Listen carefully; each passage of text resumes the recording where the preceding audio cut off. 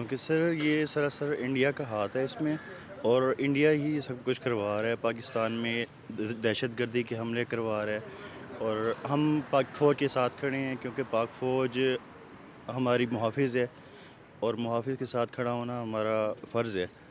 اور بات رہی پارٹیوں کی، تو وہ ہم کسی بھی پارٹی سے ہوں، لیکن پاک فوج ہماری فوج ہے، پاک فوج زندہ باد۔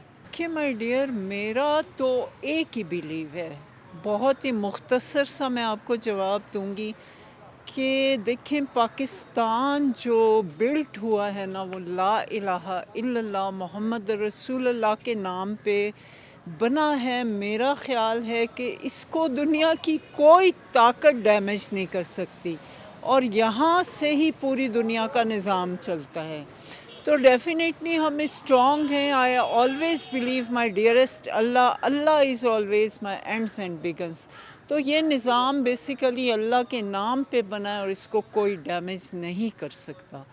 تو ڈیفینیٹلی ہمیں پرسنلی اسٹرانگ ہونے کی بہت ضرورت ہے، اور کسی بھی طاقت سے ڈرنے کی ضرورت نہیں ہے، کیونکہ اللہ سے بڑھ کے کچھ بھی نہیں۔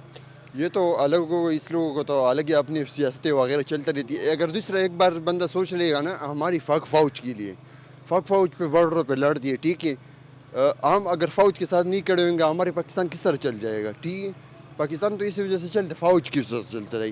اگر فوج نہیں ہوتی تھی یہ پاکستان نہیں ہوتا تھا، کیوں؟ اگر آج کل اگر دیکھ لو کہ حالات چلتا ہے، یہ سارا ہماری فوج کنٹرول کر رہے ہیں۔